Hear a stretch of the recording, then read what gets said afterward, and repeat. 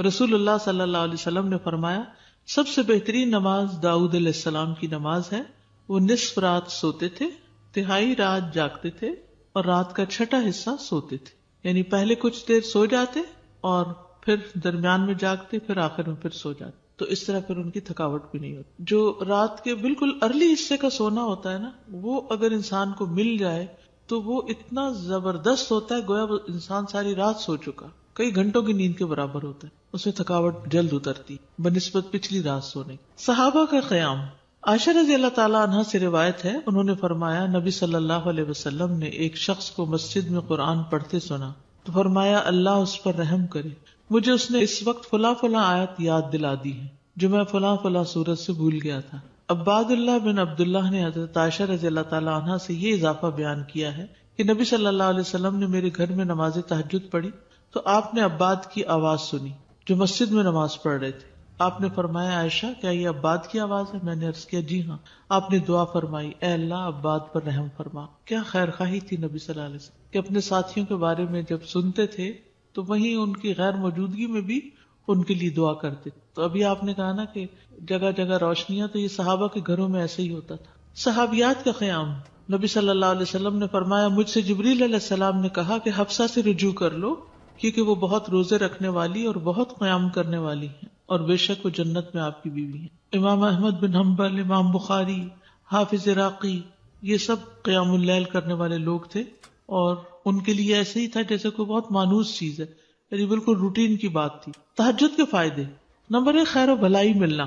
جابر رضی اللہ عنہ سے روایت ہے، کہتے ہیں کہ رسول اللہ صلی اللہ علیہ وسلم نے فرمایا کوئی مرد اور عورت ایسی نہیں کہ رات کو سوئے مگر اس کے سر پہ گریں لگا دی جاتی ہے. بس اگر اس نے جاگتے وقت اللہ کا ذکر کیا تو گرہ کھل جاتی ہے، اگر کھڑا ہوا اور وضو کیا اور نماز پڑھی تو سب گریں کھل جاتی ہیں اور وہ خوش دل ہلکا پھلکا ہو کر بھلائی کو پہنچنے والا ہوتا. یعنی جو لوگ صبح اٹھ کر صبح اٹھتے ہی پہلے ذکر کرتے ہیں اللہ کا، دعا کرتے ہیں، اگر تہجد کے وقت اٹھے ہیں تو کون سی آیات پڑھتے ہیں؟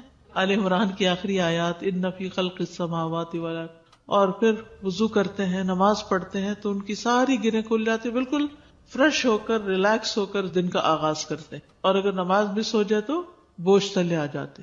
اسی طرح نفس میں چستی آتی ہے ورنہ سستی اور خباثت نفس کے اندر آتی ہے. لا علاج مرض سے شفا ملنا. امام ابن قیم کہتے ہیں قیام اللیل حفظان صحت کی اسباب میں سب سے زیادہ نفع مند ہے، یعنی صحت کی حفاظت کے لیے سب سے اچھی چیز ہے اور بہت سے لا علاج امراض کو روکنے والے امور میں سے سب سے زیادہ روکنے والا ہے اور جسم، روح اور دل کو بہت چاق و چوبند رکھنے والا ہے. یعنی لا علاج مرضوں کا علاج ہے قیام اللیل. دل کا علاج. یحییٰ ابن معاذ کہتے ہیں دل کا علاج 5 چیزوں میں ہے. نمبر 1 تدبر کے ساتھ قرآن پڑھنا. نمبر 2 پیٹ کو خالی رکھنا، یعنی بہت زیادہ نہ کھانا. نمبر 3 قیام اللیل. نمبر 4 سحری کے وقت اللہ کے سامنے عاجزی اور انکساری کرنا. نمبر 5 نیک لوگوں کی مجلس میں بیٹھنا. دل کو خوشی ملنا. عطا خراسانی کہتے ہیں جب آدمی رات کو تہجد کے لیے اٹھتا ہے تو خوشی کے ساتھ صبح کرتا ہے اور اس قیام کی وجہ سے اپنے دل میں مسرت محسوس کرتا ہے، اور اگر اس پر نیند غالب آ جائے اور وہ اپنے ورد سے سویا رہ جائے تو غم کی حالت میں صبح کرتا ہے کہ آج میرے تہجد مس ہو گئے اور اس کا دل ٹوٹا ہوا ہوتا ہے، گویا کہ اس کا کچھ کھو گیا ہو کیونکہ اس نے اپنے نفع بند کاموں میں سب سے زیادہ مفید کام کو کھو دیا، یعنی قیام اللیل کو. رزق ملنا. ابن قیم کہتے ہیں 4 چیزیں رزق کو کھینچ لاتی ہیں. نمبر 1 قیام اللیل. نمبر 2 سحری کے وقت استغفار کی کثرت. نمبر 3 صدقے کا خیال کرتے رہنا. نمبر 4 دن کے شروع اور آخر میں اس کا ذکر کرنا، یعنی صبح شام کی دعائیں ہیں یا اذکار ہیں. چہرے پر نور آنا. حسن بصری سے پوچھا کہ رات کو تہجد پڑھنے والے سب لوگوں سے زیادہ حسین چہرے والے کیوں ہوتے ہیں؟ انہوں نے کہا اس لیے کہ وہ تنہائی میں رحمان کے ساتھ گفتگو کرتے ہیں اور اللہ انہیں اپنا نور پہنا دیتا ہے. لوگوں کی محبت ملنا. سعید بن مسیب کہتے ہیں کہ ایک آدمی رات کو نماز پڑھتا ہے تو اللہ اس کے چہرے میں نور بنا دیتا ہے. اس نور کی وجہ سے ہر مسلمان اس سے محبت کرتا ہے. جب اس کو ایسا شخص دیکھتا ہے جس نے اسے پہلے نہیں دیکھا ہوتا تو وہ کہتا ہے بے شک مجھے اس آدمی سے محبت ہے، یعنی دیکھتے ہی اس کے دل میں اس کی محبت آتی ہے. کوئی ایک فائدہ بتائیے مجھے، کیا فائدہ تہجد پڑھنے کا؟ خوشی ملنا. دل کا علاج. لا علاج مرضوں سے حفاظت. رزق ملنا. نفس میں چستی آنا. لوگوں کی محبت ملنا. چڑچڑا پن دور ہوتا ہے، برداشت پیدا ہوتی ہے. تو جس میں برداشت پیدا ہو جائے تو پھر بہت سے اس کے دوست بن جاتے ہیں. اب دیکھیے کہ پچھلی پہر رات کو اٹھ کے صاف ستھرا ہو کے, نبی صلی اللہ علیہ وسلم کا طریقہ کیا تھا کہ آنکھ کھلتے مسواک کرتے تھے, مسواک کیا, صاف ستھرے ہوئے, پاک ہوئے, اور پھر آپ طویل قیام کرتے. اب کیا کہتے ہیں, کھڑے ہو کے آفس میں کام کریں, اسٹینڈنگ آفیسز بن رہے ہیں, یعنی قیام کی حالت میں کمپیوٹر استعمال کرے.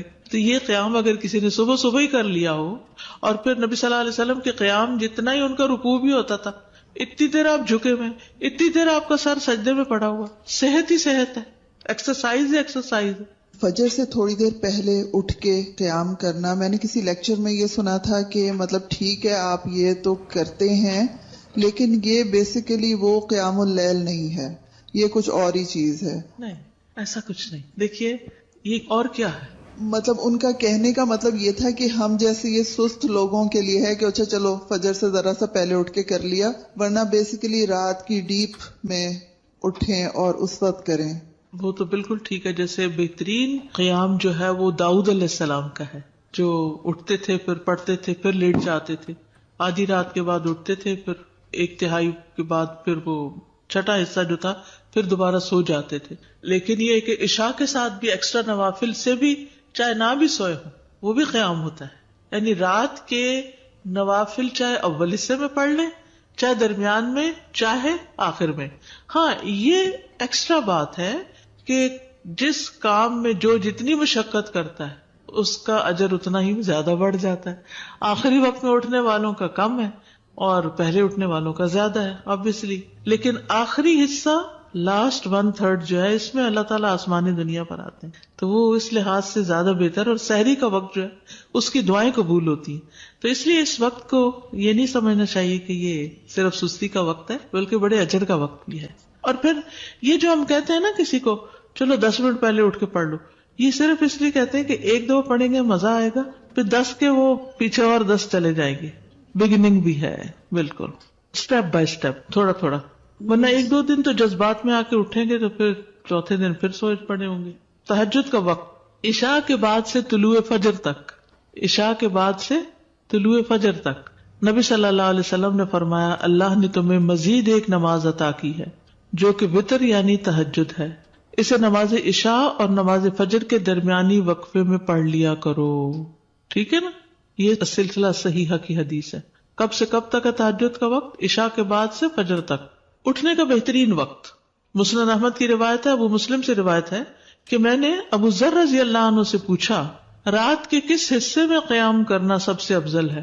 ابو ذر رضی اللہ عنہ نے کہا میں نے بھی رسول اللہ صلی اللہ علیہ وسلم سے اسی طرح سوال کیا تھا جس طرح تم نے مجھ سے کیا. آپ نے فرمایا رات کے پچھلے پہر, یہ رات کے پچھلے پہر یا نصف رات میں, لیکن ایسا کرنے والے بہت تھوڑے ہیں. یعنی مشکل ہے نا آدھی رات کو اٹھنا. آپ مثلاً سوئے ہیں 10 بجے اور 12 بجے پھر اٹھ جائے تو مشکل ہوگا. رات کے آخری حصے میں قیام کرنا. جابر رضی اللہ عنہ سے روایت ہے, انہوں نے کہا میں نے نبی صلی اللہ علیہ وسلم کو فرماتے ہوئے سنا تم میں سے جسے یہ خدشہ ہو کہ وہ رات کے آخر میں نہیں اٹھ سکے گا تو وہ وتر پڑھ لے پھر سو جائے, اور جسے رات کے قیام کا یقین ہو وہ رات کے آخر میں وتر پڑھے, کیونکہ رات کے آخری حصے میں قرات کے وقت حاضری دی جاتی ہے اور یہ بہتر ہے. ٹھیک ہے, تو رات کا آخری حصہ بھی اچھا ہے. آخری پہر دعاؤں کی قبولیت کا وقت بھی ہے. عمرو بن ابسہ سے مرفوعاً روایت ہے کہ رات کی نماز 2 رکعت ہے اور رات کے آخری حصے میں دعا سب سے زیادہ قبول ہوتی ہے. رات کے آخری حصے میں دعا سب سے زیادہ قبول ہوتی ہے. نبی صلی اللہ علیہ وسلم کے اٹھنے کا وقت. مسروق سے روایت انہوں نے کہا میں نے عائشہ رضی اللہ عنہا سے پوچھا کہ نبی صلی اللہ علیہ وسلم کو سب سے زیادہ کون سا عمل پسند تھا؟ انہوں نے فرمایا وہ عمل جو ہمیشہ ہوتا رہے. میں نے کہا آپ رات کو کب اٹھتے تھے؟ انہوں نے فرمایا جب مرغ کی آواز سنتے تو اٹھ جاتے. اب دیکھیے اس کو گھڑیاں نہیں تھی, لیکن اللہ نے نیچرلی یعنی کہ ایک وقت تہجد کا جو تھا اس میں مرغ اذان دیتا ہے تو وہ بھی ایک الارم کی طرح ہے. آپ کو پتہ ہے کراچی کا تو کچھ نہ پوچھیں, اس لیے کہ فرسٹ ٹائم کراچی میں میرے ساتھ یہ ایکسپیرینس ہوا کہ رات کے وقت کبھی بول رہے ہیں, رات کے وقت کبھی بول رہے تھے. یہ فرسٹ ٹائم میں نے دیکھا تو میں نے کہا یہ کیا ہوا ہے, یہ نہیں, میں پریشان ہو گئی جب شروع میں گئی وہاں, یہ کیا ہو رہا ہے. پھر مجھے سمجھ میں آیا کہ یہاں کراچی میں تو ساری رات ٹریفک چل رہی ہوتی ہے اور لوگ جاگ رہے ہوتے ہیں کہ کراچی میں لوگ رات کو زیادہ جاگتے ہیں. تو وہ پھر کبھی بھی جاگنے لگے. کھانا ملتا ہے، بالکل کھانا بھی ملتا ہے. آپ دیکھیں ریسٹورینٹس کے باہر وہ پرندے اڑ کے رات کے وقت آ کے بیٹھ کے جاتے ہیں، کیونکہ دن کو وہ سب بند پڑا ہوتا ہے بےچارے. ان کا رزق بھی رات کو کھلتا ہے. ان کا یعنی کہ وہ سارا سسٹم ڈسٹرب ہو چکا ہے. جیسے انسان ڈسٹرب ہو گئے تو پرندے بھی ڈسٹرب ہو گئے. حضرت عائشہ سے روایت فرماتی ہیں آپ صلی اللہ علیہ وسلم شروع رات میں سوتے اور آخر رات میں بیدار ہو کر تہجد کی نماز پڑھتے. نبی صلی اللہ علیہ وسلم کا نصف رات کو اٹھنا، آدھی رات کو. یہ وہ حضرت ابن عباس والی روایت ہے جس میں ابن عباس آپ صلی اللہ علیہ وسلم کے گھر میں آ کر رکے تھے اور پھر جب آدھی رات گزر گئی تو آپ بیدار ہو کر تہجد پڑھنے لگے. نبی صلی اللہ علیہ وسلم کا سحری سے قبل نماز سے فارغ ہونا. حضرت عائشہ کہتی ہیں کہ جب سحری کا وقت ہوتا تو میں نبی صلی اللہ علیہ وسلم کو اپنے پاس سویا ہوا ہی پاتی، یعنی آپ تہجد پڑھ کے دوبارہ سو جاتے تھے. حضرت عائشہ سے روایت بیان کرتی ہیں کہ بلا شبہ اللہ عز و جل رسول اللہ صلی اللہ علیہ وسلم کو رات میں جگا دیتے، چنانچہ صبح نہ ہو پاتی کہ آپ اپنے معمول کی عبادت سے فارغ ہو چکے ہوتے تھے. تہجد کے لیے بیدار ہونے کی سنتیں. آنکھ کھلنے پر دعا پڑھنا. نبی صلی اللہ علیہ وسلم نے فرمایا جو شخص رات کو بیدار ہو کر یہ دعا پڑھے لا الہ الا اللہ وحدہ لا شریک لہ لہ الملک ولہ الحمد وہو علی کل شیء قدیر الحمد للہ وسبحان اللہ ولا الہ الا اللہ واللہ اکبر ولا حول ولا قوة الا باللہ ثم قال اللہم اغفر لی او دعا استجیب لہ فإن تودع وصلى قبلت صلاتہ. نبی صلی اللہ علیہ وسلم نے فرمایا جو شخص رات کو بیدار ہو کر یہ دعا پڑھے لا الہ الا اللہ آخر تک اور پھر کہے اللہم اغفر لی، اے اللہ میری مغفرت فرما، یا کوئی اور دعا کرے جو اس کی دعا ہے تو اس کی دعا قبول ہوتی ہے. پھر اگر اس نے وضو کیا اور نماز پڑھی تو نماز بھی قبول ہوتی ہے. ٹھیک ہے. آل عمران کی آخری 10 آیات پڑھنا. ابن عباس نے ابو المتوکل کو بتایا کہ انہوں نے ایک رات نبی صلی اللہ علیہ وسلم کے ہاں گزاری تو اللہ کے نبی رات کے آخری حصے میں اٹھے، باہر نکلے اور آسمان پر نظر ڈالی، پھر سورۃ آل عمران کی آیت پڑھی ان فی خلق السماوات والارض. 3 بار وقفے سے اٹھنا. ابن عباس کہتے ہیں وہ ایک رات رسول اللہ صلی اللہ علیہ وسلم کے ہاں سوئے تو رات کو آپ جاگے، مسواک کی اور وضو فرمایا. آپ اس وقت یہ آیات پڑھ رہے تھے ان فی خلق السماوات والارض. یہ آیات تلاوت فرمائی حتیٰ کہ سورت ختم کی. پھر آپ کھڑے ہوئے اور 2 رکعتیں پڑھی، ان میں بہت طویل قیام، رکوع اور سجدے کیے، پھر واپس پلٹے اور سو گئے یہاں تک کہ آپ کی سانس کی آواز سنائی دینے لگی. پھر آپ نے اس طرح 3 دفعہ کیا، 6 رکعتیں پڑھی. ہر دفعہ آپ مسواک کرتے، وضو فرماتے اور ان آیات کی تلاوت فرماتے. پھر آپ نے 3 وتر پڑھے، پھر مؤذن نے اذان دی تو آپ نماز کے لیے باہر تشریف لے گئے. یعنی بار بار وضو کیا، بار بار مسواک کیا اور بار بار ان فی خلق پڑھا اور عبادت کی. بیدار ہوتے ہی مسواک کرنا. ابن عمر سے مرفوعاً مروی ہے کہ آپ صلی اللہ علیہ وسلم جب سوتے تو مسواک آپ کے پاس ہوتی، جب بیدار ہوتے تو مسواک سے ابتدا کرتے. اسی طرح جب آپ تہجد کے لیے کھڑے ہوتے تو اپنا منہ مسواک سے اچھی طرح صاف کرتے. 2 رکعتیں پڑھ کر سلام پھیرتے اور مسواک کرتے. سبحان اللہ، کس کثرت کے ساتھ منہ صاف کرتے. صحابہ کو بھی حکم دیا جاتا کہ رات کو اٹھے تو مسواک کریں. پھر درمیانہ وضو کرنا. ابن عباس سے روایت ہے انہوں نے کہا میں نے ایک رات اپنی خالہ میمونہ کے ہاں گزاری. نبی صلی اللہ علیہ وسلم رات کو اٹھے اور اپنی ضرورت کی جگہ آئے، پھر اپنا چہرہ اور دونوں ہاتھ دھوئے، پھر سو گئے اور پھر اٹھے اور مشکیزے کے پاس آئے، اس کا بندھن کھولا، پھر 2 وضو کے درمیان کا وضو کیا، یعنی ہلکا سا وضو، اور پانی زیادہ استعمال نہیں کیا اور اچھی طرح وضو کیا. پھر اٹھے اور نماز شروع کی. کم سے کم اور زیادہ سے زیادہ تعداد کتنی رکعتیں پڑھنی چاہیے؟ ٹھیک ہے. یہ بھی بڑا اہم سوال ہے. اکثر لوگ پوچھتے ہیں تہجد کتنی رکعتیں ہیں، تو یہ ظہر اثر وغیرہ کی طرح مقرر رکعتیں نہیں ہیں، اس میں وسعت ہے. ٹھیک ہے. کم سے کم اور زیادہ سے زیادہ تعداد. ابن عثیمین کہتے ہیں نبی صلی اللہ علیہ وسلم سے رات کی نماز کے متعلق سوال کیا گیا تو آپ نے فرمایا رات کی نماز 2 رکعت ہے، مثنا مثنا، اور آپ نے اس کو کسی تعداد کے ساتھ متعین نہیں کیا. آپ نے یہ نہیں فرمایا 4 ہے، 6 ہے، 8 ہے، 10 ہے، نہیں. کیا فرمایا؟ 2 ہے. تو جب نبی صلی اللہ علیہ وسلم نے اس کے لیے کسی گنتی کو متعین کیے بغیر کیفیت کو واضح کر دیا تو اس سے معلوم ہوا کہ نماز کا معاملہ اس بارے میں وسعت رکھتا ہے، یعنی اس میں کافی گنجائش ہے. انسان 100 رکعتیں بھی پڑھ سکتا ہے اور 1 رکعت کے ساتھ اس کو وتر بنا سکتا ہے. تو اصل بات یہ کہ انسان جتنی طاقت پاتا ہے اتنی رکعتیں ادا کر لے. ٹھیک ہے. ابن باز رات کی نماز کی تعداد کے متعلق کہتے ہیں کہ یہ بات ہر انسان کی طاقت کی طرف لوٹتی ہے، اور نبی صلی اللہ علیہ وسلم 11 رکعت ادا کرتے اور 2 رکعت پر سلام پھیرتے. آپ علیہ الصلوۃ والسلام اپنی قرات، اپنے رکوع اور اپنے سجدوں کو لمبا کرتے تھے، اور قیام اللیل کو 2 ہلکی پھلکی رکعتوں کے ساتھ شروع کرتے تھے. سب سے بہتر یہی ہے، اور اگر وہ 3، 5 یا اس سے بھی زیادہ پڑھتا تو کوئی حرج نہیں، ہر ایک اپنی طاقت کے مطابق ادا کرے گا، اس میں کوئی حد نہیں.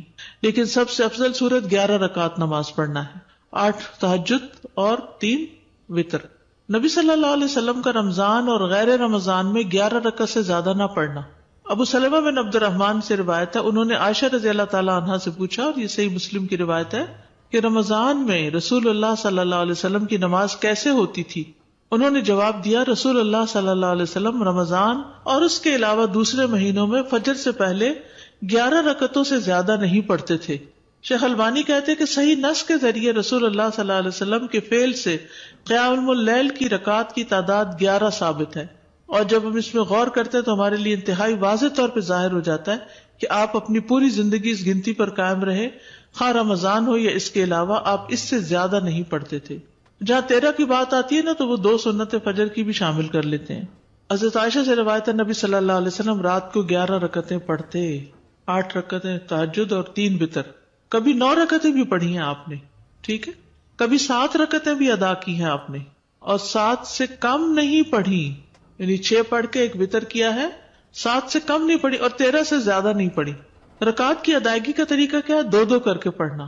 حضرت عبداللہ بن عمر سے روایت، انہوں نے کہا ایک آدمی نے پوچھا کہ اللہ کے رسول رات کی نماز کیسے ادا کی جائے؟ آپ نے فرمایا رات کی نماز 2 رکعتیں ہیں، جب صبح ہونے کا اندیشہ ہو تو 1 وتر پڑھ لو. جب آپ تہجد پڑھتے تو ہر 2 رکعتوں کے بعد سلام پھیرتے اور 2 ہلکی رکعتوں سے آغاز کرتے. زید بن خالد جوہنی سے روایت ہے، انہوں نے کہا میں آج رسول اللہ صلی اللہ علیہ وسلم کی نماز کا مشاہدہ کروں گا، یعنی رات کی نماز کا. میں نے دیکھا کہ آپ نے 2 ہلکی رکعتیں پڑھی، پھر 2 انتہائی لمبی، بہت ہی زیادہ لمبی رکعتیں ادا کی، پھر 2 رکعتیں پڑھی جو ان 2 لمبی رکعتوں سے ہلکی تھی، پھر 2 پڑھی جو پہلے والوں سے کم تھی، پھر 2 پڑھی جو اپنے پہلی والی رکعتوں سے کم تھی، پھر 2 رکعتیں پڑھی جو اپنی پہلی والی رکعتوں سے کم، پھر وتر ادا کیا. یعنی سب سے پہلے 2 ہلکی، پھر 2 خوب لمبی، پھر 2 اس سے کچھ کم، پھر اس سے کم، پھر اس سے کم، پھر اس سے کم، اس طرح. لیکن آپ کی یہ جو رکعتیں تھی بہت خوبصورت اور بہت طویل ہوتی تھی. حضرت عائشہ کہتی ہیں ان کی خوبصورتی اور ان کی طوالت کے بارے میں مت پوچھو. پھر 4 رکعتیں پڑھتے، ان کے حسن، ان کی طوالت کے بارے میں نہ پوچھو. پھر 3 رکعتیں پڑھتے، یعنی 4 کے بعد تھوڑا سا بیچ میں وقفہ، پھر لمبے سجدے کرتے تھے. حضرت عائشہ کہتی ہیں کہ رسول اللہ صلی اللہ علیہ وسلم رات کو 11 رکعت پڑھتے تھے، یہ آپ کی رات کی نماز تھی. اس میں آپ اتنا طویل سجدہ کرتے کہ اپنا سر اٹھانے سے پہلے تم میں سے کوئی 50 آیتیں پڑھ لے. تہجد میں قرات، لمبی قرات کی فضیلت صحیح مسلم میں ہے. جابر رضی اللہ عنہ سے روایت ہے، انہوں نے کہا کہ رسول اللہ صلی اللہ علیہ وسلم نے فرمایا فضیلت والی نماز وہ ہے جس میں قیام لمبا ہو، یعنی دیر تک کھڑے رہیں. 10 آیات کی تلاوت کا اجر. رسول اللہ صلی اللہ علیہ وسلم نے فرمایا جس شخص نے 10 آیتوں سے قیام کیا وہ غافلوں میں سے نہیں لکھا جاتا. 100 آیات کی تلاوت کا اجر. رسول اللہ صلی اللہ علیہ وسلم نے فرمایا جس نے 100 آیات کے ساتھ قیام کیا وہ فرما برداروں میں سے لکھا جاتا ہے. رسول اللہ صلی اللہ علیہ وسلم نے فرمایا جس نے رات کی نماز میں 100 آیات کی قرات کی اسے غافلین میں نہیں لکھا جاتا اور اسے فرما برداروں میں لکھ لیا جاتا ہے. 1000 آیات کی تلاوت کا بے انتہا اجر. رسول اللہ صلی اللہ علیہ وسلم نے فرمایا جو 1000 آیات سے قیام کرے وہ بے انتہا ثواب جمع کرنے والوں میں لکھا جاتا ہے. مقنطرین کا لفظ آتا ہے. نبی صلی اللہ علیہ وسلم کی قرات. آپ صلی اللہ علیہ وسلم کی تہجد میں قرات مختصر ہونے یا لمبی ہونے کے اعتبار سے مختلف ہوتی تھی. کبھی آپ ہر رکعت میں یا ایھا المزمل کی مقدار کے مطابق قرات کرتے تھے اور یہ 20 آیات والی سورت ہے، ٹھیک ہے. کبھی آپ ہر رکعت میں کیا پڑھتے؟ یا ایھا المزمل 20 آیات والی. کبھی 50 آیات کے برابر قرات کرتے تھے، اور کبھی کبھی سورۃ البقرہ اور آل عمران اور النساء بھی. تو اس سے ہی پتہ چلتا ہے کہ اس میں کوئی لگا بندہ قاعدہ نہیں کہ اتنی ضرور قرات کی جائے، حسب حالت کم یا زیادہ کی جا سکتی ہے، لیکن obviously جتنی کریں گے پھر اس کا اجر اتنا ہی مختلف ہو جائے گا. نبی صلی اللہ علیہ وسلم کا قیام لمبا ہوتا تھا. عبداللہ بن مسعود سے روایت ہے، وہ کہتے ہیں میں نے ایک رات نبی صلی اللہ علیہ وسلم کے ہمراہ تہجد پڑھی تو آپ کافی دیر کھڑے رہے، حتیٰ کہ میں نے ایک برے کام کا ارادہ کیا.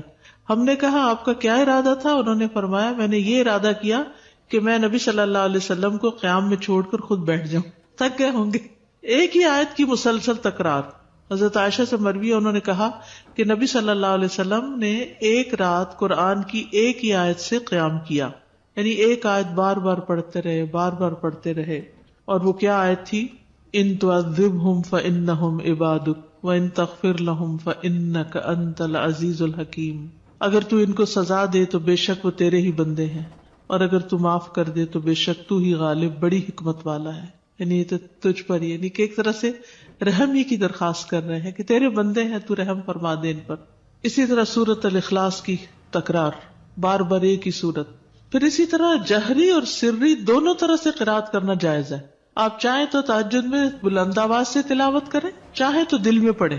غزیف بن الحارث سے روایت ہے کہ میں نے عائشہ رضی اللہ تعالی عنہا سے کہا کیا آپ نے دیکھا کہ رسول اللہ صلی اللہ علیہ وسلم قرآن اونچی آواز سے پڑھتے تھے یا خاموشی سے؟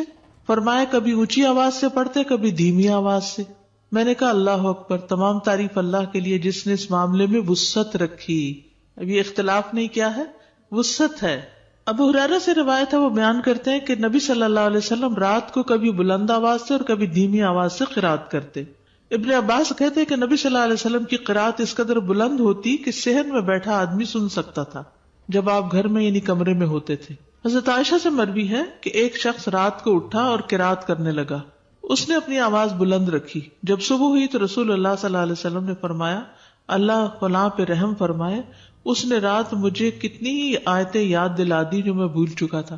تو بعض اوقات اونچی قرات سے دوسرے لوگوں کو فائدہ ہو جاتا ہے جو آس پاس ہوتے ہیں. درمیانی آواز میں قرات.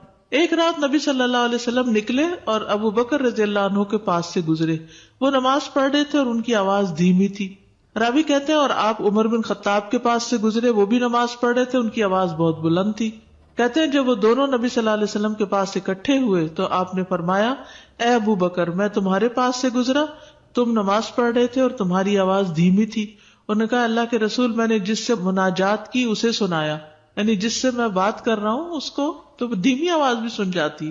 کہتے ہیں پھر آپ نے عمر سے کہا میں تمہارے پاس سے گزرا اور تم بلند آواز سے نماز پڑھ رہے تھے.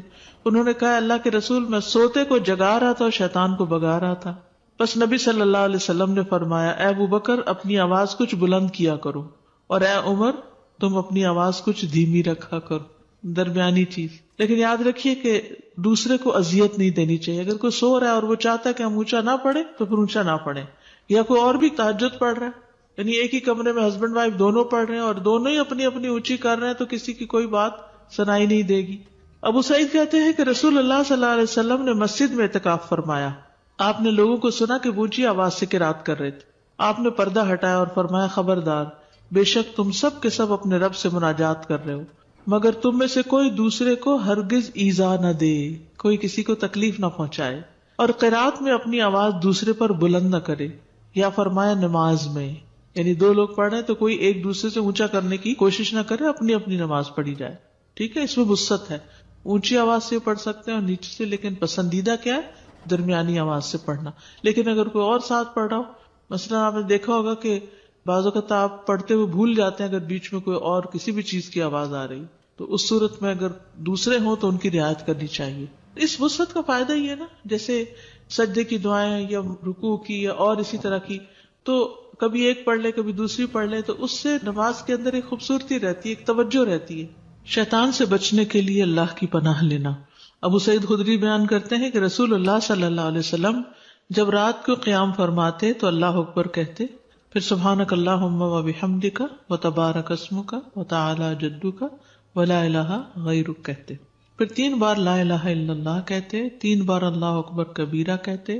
اس کے بعد اعوذ باللہ السمیع العلیم من الشیطان الرجیم من ہمزہ ونفخہ ونفثہ پڑھتے. بخشش طلب کرنا. ربیعہ الجرشی سے روایت ہے، کہتے ہیں کہ ایک مرتبہ میں نے عائشہ رضی اللہ عنہا سے سوال کیا تو میں نے کہا کہ رسول اللہ صلی اللہ علیہ وسلم جب رات کو قیام کرتے تو کس چیز سے آغاز فرماتے؟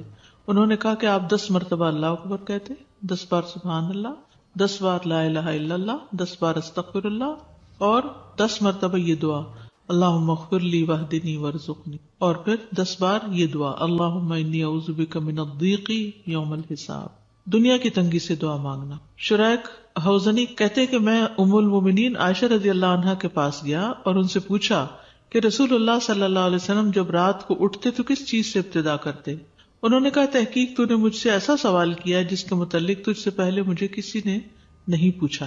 آپ جب رات کو اٹھتے تو 10 بار اللہ اکبر کہتے، 10 بار الحمدللہ کہتے، 10 بار سبحان اللہ و بحمدہ کہتے، 10 بار سبحان الملک القدوس کہتے، 10 بار استغفر اللہ کہتے، 10 بار لا الہ الا اللہ کہتے، 10 بار اللہم انی اعوذ بک من ضیق الدنیا و ضیق یوم القیامہ، اس میں قیامت کی تنگی کا بھی ذکر آتا ہے اور دنیا کا بھی۔ پھر اسی طرح آپ اللہم اغفر لی واہدنی وارزقنی وعافنی بھی 10 دفعہ یہ اللہ اکبر الحمدللہ سبحان اللہ اور استغفر اللہ کرنے کے بعد یہ پڑھتے تھے۔ پھر سجدے کی دعا